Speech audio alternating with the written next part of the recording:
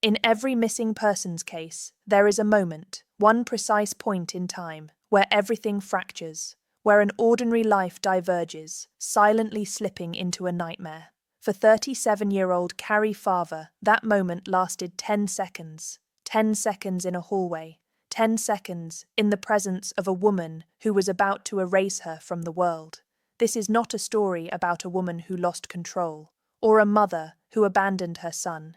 It's the story of a calculated impersonation, a digital haunting engineered by someone who understood obsession far better than love.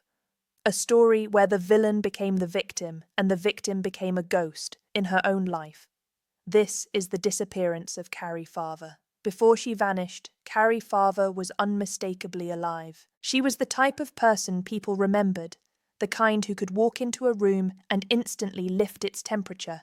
She laughed loudly and easily, the sound of someone who didn't merely exist, but lived and invited others to live with her. Cari was a computer programmer, talented, analytical, and fluent in the kind of languages that make the digital world function. She'd graduated from Iowa Western Community College with an associate degree, and by 2012, she had secured what she considered a milestone, her position as a programmer analyst at West Corporation in Omaha. Her commute was long, nearly an hour each way from her hometown of Macedonia, Iowa, a place so small that most people could name every resident without a second thought. But Cari didn't complain. The job was worth it, and the routine worked for her. Her real joy, though, was her son Max, then 14. Cari never missed his games, his concerts, his moments. She was present, always. Cari had been diagnosed with bipolar disorder in her late 20s. She lived openly with it, responsibly, taking her medication, maintaining stability, and challenging the stigma of mental illness simply by thriving. And she bore the marks of her story tattoos with meaning. An Aztec sun on her upper back, a yin-yang symbol and Chinese character on her thigh. And on her left foot, a Chinese character meaning mother, a quiet declaration of who she was. But none of that would protect her from what was coming. While Cari was building a life she loved, another life was quietly unraveling just a few miles away. 35-year-old Dave Krupa was trying to start over. Recently separated from his long-term girlfriend, Amy Flora, the mother of his 2 children, he had moved to Omaha for a fresh beginning. He took a job managing an auto repair shop and made a promise to himself. No more serious commitments. Not for a while. So he signed up for the dating site Plenty of Fish, clearly stating that he wasn't looking for anything long-term. And that's how he met her, Shanna Elizabeth Liz Golyar. Liz was the same age as Cari, a single mother of 2, running her own cleaning business. At first, she seemed agreeable, accepting. She told Dave she could handle a casual relationship. But beneath that calm exterior was something else entirely: envy, insecurity, attachment. From the very beginning, Liz was territorial. She called frequently, texted constantly, asked questions, watched him. Dave didn't want drama, but he shrugged it off. Maybe she was just lonely. Maybe she'd relax. She wouldn't. On an ordinary day in October 2012, Fate walked into Dave's shop wearing a Ford Explorer and a smile. A woman came in needing repairs, and Dave noticed her immediately. She was beautiful, confident, warm. A spark flared, briefly but unmistakably. But he was at work. Professional etiquette restrained him. He let the moment pass. He didn't know her name. Weeks later, he found her again, or rather, he found her online. Her profile appeared on Plenty of Fish as if fate were giving him a second chance. Cari Farver. They connected instantly. Their first date was on October 29th, 2012. They talked easily, laughed naturally. Everything clicked. Dave later said he felt something different with Cari, something he hadn't expected so soon. But during that date, something else intruded. Liz. Liz called repeatedly, texted repeatedly. Dave brushed it aside, apologizing, clearly preferring Cari. And after dinner, when they returned to Dave's apartment, something happened that none of them could possibly understand at the time. Liz appeared at his door. She said she needed to collect belongings she had left there. Cari was polite, unbothered. The 2 women crossed paths only briefly, a 10-second interaction in the hallway. 10 seconds. That was enough for Liz to decide Cari Farver needed to disappear. In the 2 weeks that followed, Cari and Dave continued to see each other. They weren't serious, but something was forming, something genuine. On November 12th, Cari asked if she could stay at Dave's apartment for the week, since work was nearby, and she had a major project due. Dave agreed. Cari arranged for Max to stay with her mother, Nancy Rainey. The next morning, November 13th, 2012, Dave left for work around 7 a.m. He kissed Cari goodbye. She was awake, working on her laptop. It would be the last confirmed moment anyone ever saw Cari Farver alive. At 11 a.m. that same morning, Dave received a text message from Cari's phone, a message that felt wrong the moment he read it. She asked if they should move in together. Dave was confused. They had been dating for 2 weeks. It didn't make sense. He politely declined. Almost immediately, another message arrived. Cold, harsh, angry. Fine, I hate you. I'm seeing someone else. Don't ever talk to me again. By the time Dave returned home from work that day, Cari, or what he believed was, Cari, had vanished. All her belongings were gone. Her clothes, her computer, her personal items. It was as though she had never been there, because she hadn't taken them. Someone else had. 2 days later, the first official alarm was raised. On November 16th, Cari's mother, Nancy, reported her missing. She told law enforcement her daughter was not the type to disappear, especially without contacting Max. But police dismissed her concerns. They pointed to Cari's bipolar disorder, claiming she probably stopped her medication and walked away voluntarily. Nancy was devastated. She knew her daughter's patterns. She knew her daughter's stability. She knew something was terribly wrong. Meanwhile, text messages continued to arrive, messages that Nancy instantly recognized as fake. Cari was meticulous with punctuation. Her messages were grammatical, thoughtful. These were sloppy, rushed, cruel. Nancy begged to hear her daughter's voice. No call ever came. Max sent private questions through Facebook ones only his mother would know. There was no reply. And so began a digital terror unlike anything the victims had ever experienced.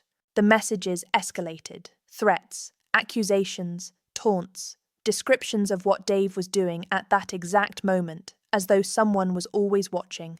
"Enjoying your coffee?" a message asked as Dave sat alone in a diner. Cari, or the illusion of Cari, began harassing Liz as well, further deepening the deception.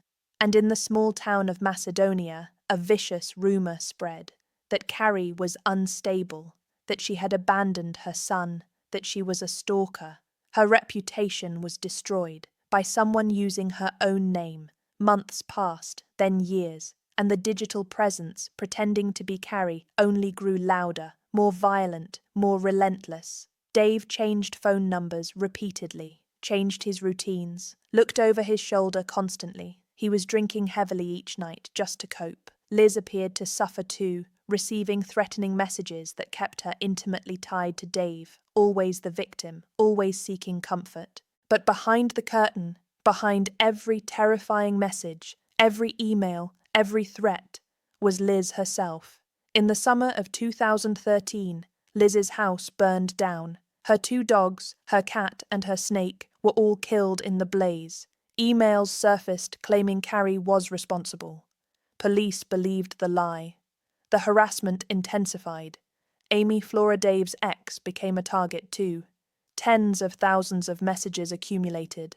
Dozens of fake accounts were created, each carefully crafted to prolong the illusion. And all this time, Cari's bank account remained still.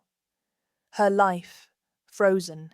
Her presence, digital only and controlled entirely by someone else. By 2015, the case had turned into little more than a dusty file, but not for everyone. 2 investigators, Sergeant Jim Doty and Deputy Ryan Avis, couldn't let it rest. Something haunted them about the inconsistencies, about the mother who vanished without a trace. Their approaches were opposite. Avis wanted to prove Cari was alive. Doty wanted to prove she wasn't. Together, they dug into the data, the timelines, the digital footprints, and immediately something became clear. Adults don't vanish and spend no money for over 2 years. Nancy provided a key piece of evidence, a photo of a $5,000 check, supposedly from Cari, signed with Liz's full name. That was the first unmistakable link. Then came the digital forensics expert, Cari Farver, a volunteer who would dedicate over 3,000 hours to the case. Farver dove into devices from 2012 and 2013 that had never been properly analysed. Within hours, he saw it. Liz had been posing as Cari from the beginning, but proving murder, that was different, harder, and they still had no body. In December 2015, Liz walked into the sheriff's office once again, this time claiming she was being harassed by Amy Flora. She even allowed police to download the contents of her phone. A day later, Liz shot herself in the thigh at a park, claiming Amy had attacked her with Dave's stolen gun. Investigators didn't buy it, but they pretended to. They played along. They asked Liz to help them gather evidence against Amy. And Liz, eager to frame someone else, took the bait. She created emails, 13 of them, supposedly from Amy Flora, confessing to killing Cari. These emails shared details only the murderer would know. Cari had been stabbed, her body wrapped, her remains burned, disposed of in garbage bags. And one detail sealed Liz's fate, a reference to a yin-yang tattoo on Cari's hip, a detail never publicly released. Only someone who had seen the body would know. Every one of those emails was traced back to Liz's devices. Then, in early 2017, something unexpected surfaced. Dave remembered an old tablet he once owned. Liz had access to it years earlier. Investigators examined the device, pulling thousands of deleted thumbnails from an SD card. And buried deep within the digital debris were two photographs: a dead woman's foot, with a tattoo, the Chinese symbol for mother, and another photo, a woman's thigh, lifeless. Nancy confirmed the tattoo instantly. It was Cari's. A medical examiner confirmed what investigators already knew: the photographed person was dead. Liz hadn't just killed Cari, she had taken trophy photos of her body. With this discovery, investigators went back to the beginning, to Cari's Ford Explorer. They conducted a third search, this time removing seat fabric entirely, and there, soaked into the passenger seat foam, was Cari's blood. The DNA match was undeniable, 1 in 100 billion. The final missing piece had been found. On December 22, 2016, Liz Golyar was arrested, charged with first-degree murder, second-degree arson. Her bail was set at $5 million. She waived her right to a jury trial, a gamble her attorney would later describe as a fatal mistake. The trial began in May 2017 and lasted 10 days, but the weight of evidence felt like a decade pressing down all at once. Testimony after testimony painted the same picture. Cari didn't disappear. She was murdered. Cari Farver spent 3 days explaining the digital labyrinth Liz created. Dave read from the tens of thousands of emails he received only a fraction of the messages that had stalked him for years. Nancy testified about her daughter's tattoos, her character, her stability, her love for her son. The defense called no witnesses. They relied solely on the lack of a body, but the prosecution had everything else. 4 years of torment, 4 years of deception, 4 years of a woman pretending another woman was alive to hide the fact that she had killed her. On May 24, 2017, Judge Timothy Burns delivered his verdict. Cari Farver had not walked away. She had not abandoned her son. She had not descended into mental instability. She had been murdered, coldly, deliberately, by a woman who envied her existence. Liz Golyar was found guilty on all counts. She received life in prison without the possibility of parole, plus an additional 18 to 20 years for arson. In the courtroom, applause broke out. Nancy wept. She has her name back, she said, and her legacy lives on. Cari's body has never been recovered. For nearly 4 years, Cari Farver was portrayed as a monster, a stalker, a mother who walked away, but none of it was true. Cari was the victim of one of the most disturbing digital impersonation cases in modern criminal history, a woman erased not just physically, but socially, digitally, emotionally. Her son, Max, has grown into the legacy she left him. He graduated from Iowa State University in 2021, following in her footsteps, becoming a software engineer. A quiet tribute to the mother who taught him to love technology, to persevere, to dream. And in 2019, the investigators who never gave up created the Cari Farver Memorial Scholarship, supporting technology students just like her. In the end, the case of Cari Farver is a chilling reminder of how obsession can hide in the ordinary, how quickly a lie can replace the truth, and how a digital world can become a weapon in the wrong hands. It began with a 10-second meeting, and ended with a woman erased not by disappearance, but by impersonation. But today, her name is restored, her story is told, and her legacy endures. This is the true story of Cari Farver.